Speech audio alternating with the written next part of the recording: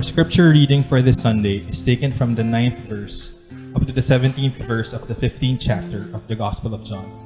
We are reading from the NRSV translation, updated edition. As the Father has loved me, so I have loved you. Abide in my love. If you keep my commandments, you will abide in my love, just as I have kept my Father's commandments and abide in his love.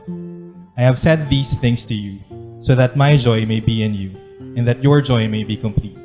This is my commandment, that you love one another as I have loved you. No one has greater love than this, to lay down one's life for one's friends.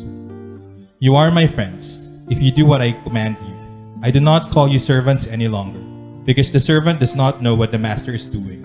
But I have called you friends, because I have made known to you everything that I have heard from my Father. You did not choose me, but I chose you, and I appointed you to go and bear fruit, fruit that will last, so that the Father will give you whatever you ask him in my name. I am giving you these commands so that you may love one another. Listen to what the risen Christ is telling us to do. May the words we receive inspire us, heal us, and give us new life. Amen. Ano nga ba ang pag-ibig? For most of our lives na exposed sa media, we've been constantly taught na ang love ay all about feelings. Something na dapat ma-feel mo at ma-enjoy. Something that feels good. Dapat exciting, may sparks, or parang isang roller coaster ride. Napaka-evident ito sa mga kantang lagi nating naririnig. Lalayo pa ba ako? Ito isang example. I will be reading an excerpt from a musical composition. Ito? Ano ba itong nadarama, oh shucks? Ito ba'y pag-ibig na? You can recite it with me if you know the words to the song. Totoo ba ang pinadama, kusboy, it feels so good? Sabi nga, hashtag Stan Bini, no? Ayan, those are words from our beloved girl group, Bini.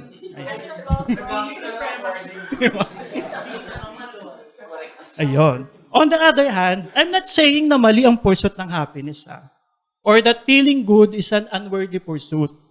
Yan nga ang rason why we are working, di ba? And why we also attend church and even serve here.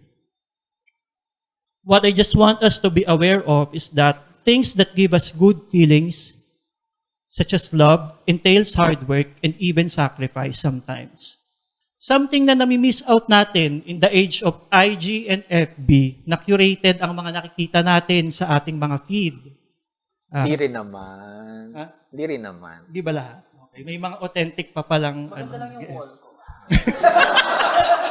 Puro nga bahay niyo yung IKEA levels ng interior. Ayun. Ayan. Of course, sa mga in a relationship dyan, syempre sweet-sweetan ang ipopost natin sa feed or story, di ba? Hindi rin. Instead of those stop the car moments ng mga love life natin. Relate ba? Or kami lang ata ni CJ yun? Eme lang. Kung nanonood ka man ngayon. Sorry. Ayan. When we say love requires hard work, sacrifice, and choice, that is actually the definition of the original Greek word used in the passage, which is agape. We only see the translation love, but there are actually several types of love used in the New Testament, which is only rendered as love sa ating mga English Bibles. Ano nga ba ang agape?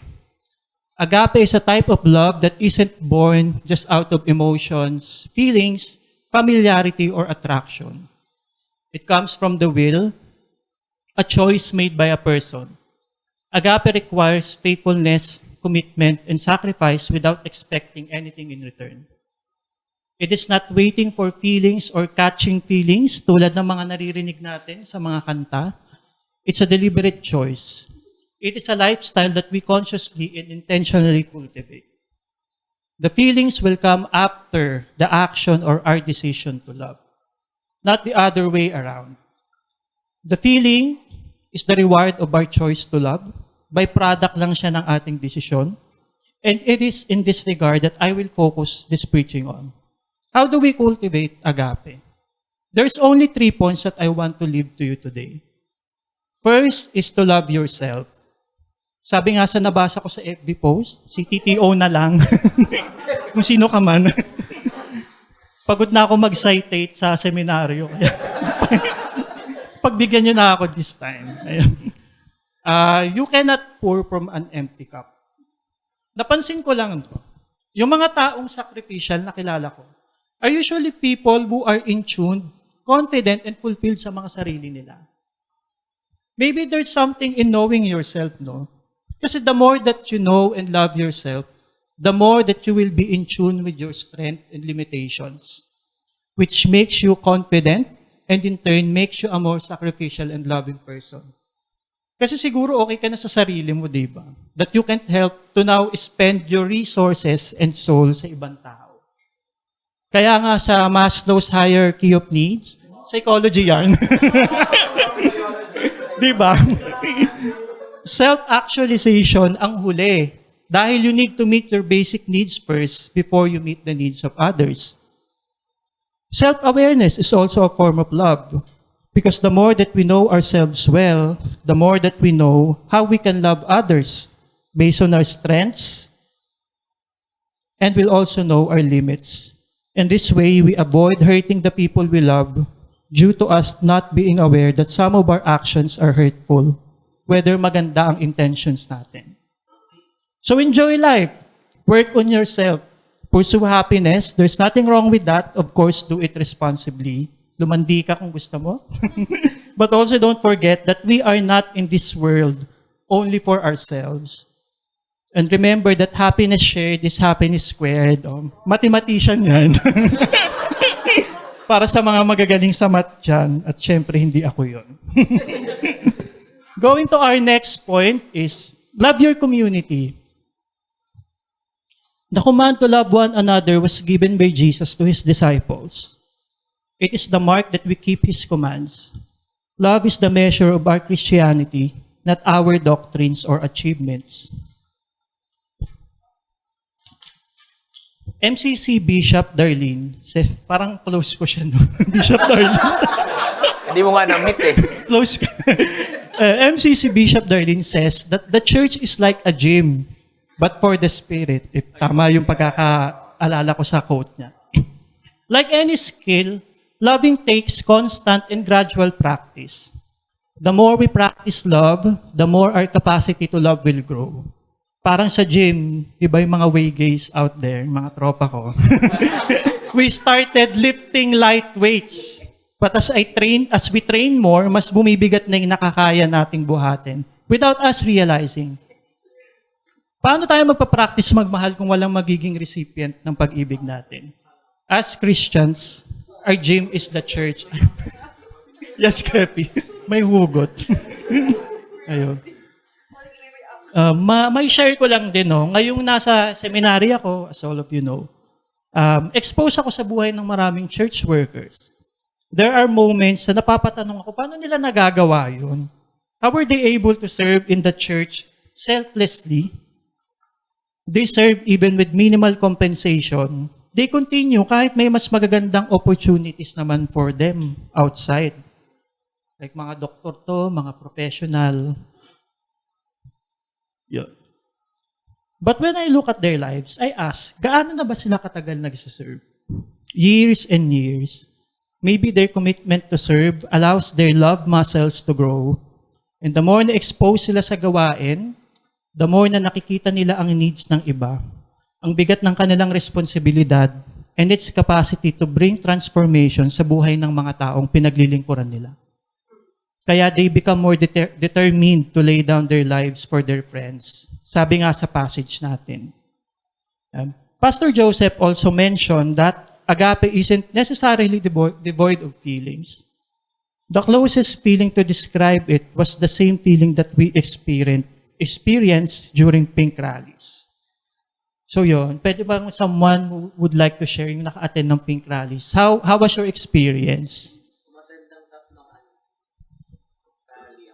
Tatlong rally?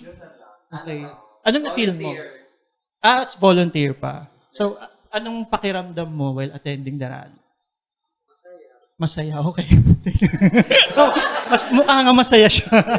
Masaya? Okay. Sige. Ayan. Ano, sino pang gustong mag-share? Anyone? Oh my God. Hopeful. Ayun. Masaya, hopeful. Ayun. Yun, I think it aligns Kasi yung feeling niya is close to national pride. The feeling of being part of something bigger. So hopeful tayo. Or that feeling na worth it yung decision even if it entails sacrifice. Katulad kay Rob, volunteer sa 3 rallies and yet masaya ka after no, kahit nakakapagod siya. Same din naman yung experience ko with Pink Rallies. And siguro, isa pang closest experience is here sa MCC. I can't explain it, but there are Sunday services na parang I felt at peace and proud seeing our church working towards collective action to embody our progressive ideals, which makes our pagod worth it. So may mga ganun ba kayo? I think nag-post si Pastor Joseph doon na parang there's something in the service. So comment naman ako, agree. Hindi ko alam, parang ang peaceful, hindi ako napagod kahit tugtog buong service. No? Kayo, gusto niyo ba mag-share? May mga ganun ba kayong experience sa MCC? Wala. Para naman ma-motivate ka. Ayun. So yun, my hope is that Agape will serve as reminder sa mga moments na tinatamad or even na de-demotivate tayo mag-serve dahil hindi natin feel ang mga bunga ng ating gawain. Or hindi natin nakikita that our work is transforming lives, one queer children at a time. Oh, pasabog, di ba? Gandang tagline. Kaya, love your community. Hindi naman kailangang bonggang-bongga ang acts, like what I mentioned kanina, when we go to the gym as a beginner, hindi naman mabibigat ang bubuhatin natin agad. The same if we want to be involved sa ating communities, hindi naman tayo magsiserve as pastor agad, di ba? I'm saying as simple as pagpupulot ng kalat sa chapel, isang act of love, and yung pag-aabot sa akin ng mic ni Danjo. So yun. So take the first step and serve wherever community you are called. Kahit sa mga NGOs yan, volunteer groups. Ito na lang ba? Okay, sige. Even sa homeowners association nyo or PTA ng mga pamangkin nyo, take the first step and serve. Hindi naman dapat sa church lang or sa MCC. Wherever you feel na makakagawa ka ng contribution. And also, wala to sa script. I just want to take this time to thank our volunteers. Pwede nyo bang palakpakan yung mga sarili nyo? Kasi all of you are an example of how it's like to love the community. And we appreciate, pare-pares tayo nagsiserve. I'm your co-volunteer. And alam ko yung sacrifice and pagod that it entails sa atin. So thank you dahil sa inyong maliliit o malalaking ambag sa service natin, na o-operationalize natin yung MCC. And marami pa tayong na-attract na mga queer siblings here. Yeah. My last point is love the world. Sabi nga sa John 3:16, for God so loved the world, di ba? Ayan, favorite verse nating lahat. Some churches teach us not to love the world. Di ba may mga ganun? Focus lang tayo sa heaven. Kasi temporary lang naman ang mundo eh. And with our action right now, mukhang totoo nga na magiging temporary lang talaga ang mundo because of the destruction that we humans are causing. Napakaganda ng mundo. Napakaganda ng mga taong nakatira dito. Do you agree? So, ayan, tingnan mo ang katabi mo. Tagal ko nang gustong gamitin tong ano mo to. Very born again. Tingnan mo ang katabi mo, sabihin mo maganda ka. Okay.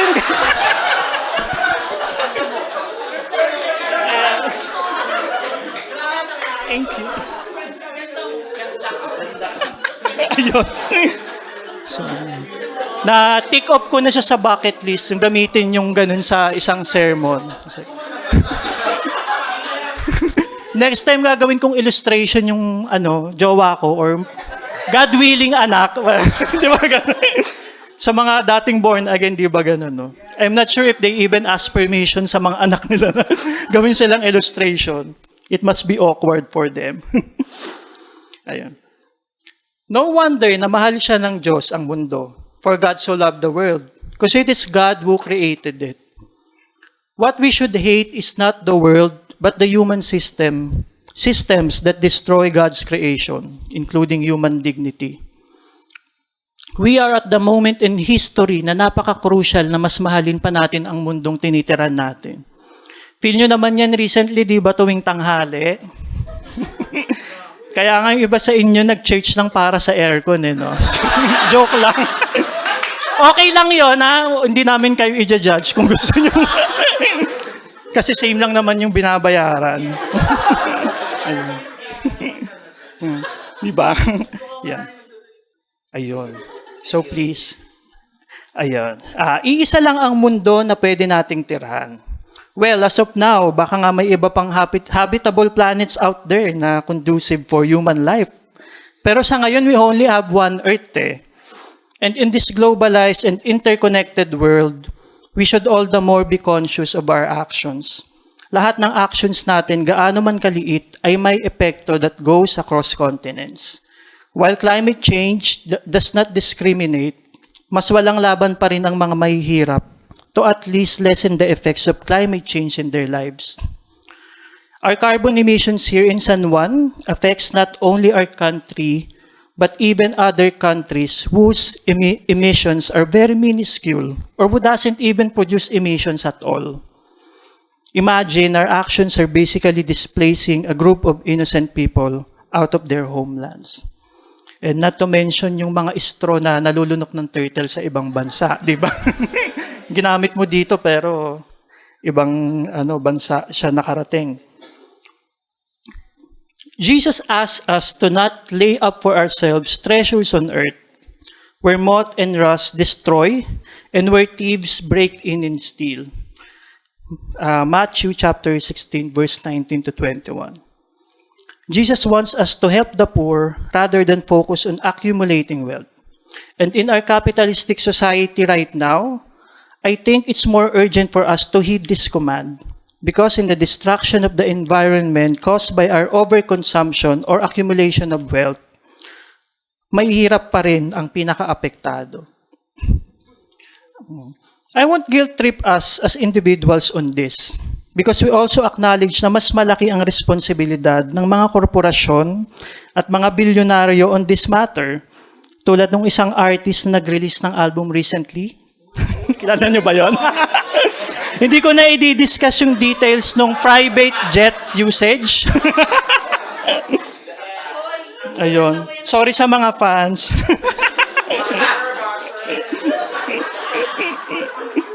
Sa true lang tayo.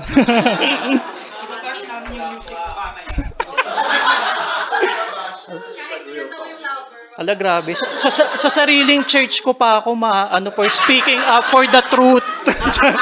Eme lang.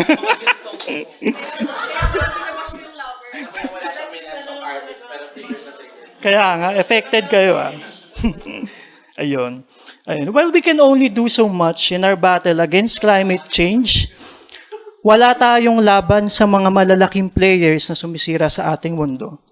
The best we can do as individuals is at least to be aware and conscious. It is better na may awareness tayo than none at all. Maybe questioning our consumption habits is a good start. Ask yourself, bago ka bumili, kailangan ko ba talaga ito para sumaya? Or nadala lang ako ng 7-7, 11-11? Ayun. Yeah. Before I close, again, let me clarify that I am not anti-feelings. Feelings and emotions are important. They are a gift from God. And from an evolutionary standpoint, scientists yan, feelings are there to prevent us from danger and is necessary for the preservation of our species. What I'm presenting this afternoon is an alternative to the commodification of good feelings that our capitalist society is selling us. Agape as a way of life produces love and joy that stems from our decision to love. something that we cannot buy, but only experience through our action and our collective action as a community. Agape is considered the highest form of love in the Christian tradition. And I think this is for good reason, because it is conscious and sacrificial, which summarizes the life of Jesus. I'll end it with this cheesy question. Ipapipiliin ka, yung taong in love sa'yo, or yung taong araw-araw ay pipiliin ka?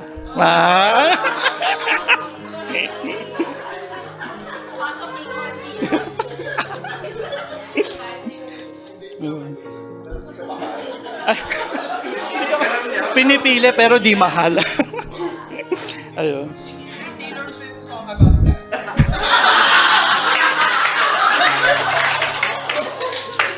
Ayaw ko na nga mag-speak up for truth. Ayun. Maybe most of us will choose the latter, which is an example of agape, because we all know that feelings will eventually fade, and the greatest expression of love that we can receive is a love made out of someone's choice to choose us, even when they have the reasons not to. Kaya in the same manner, ating patuloy na piliing umiibig, pag-ibig sa sarili, pag-ibig sa community, at pag-ibig sa ating mundong uhaw sa pag-ibig. That's agape for you. Thank you.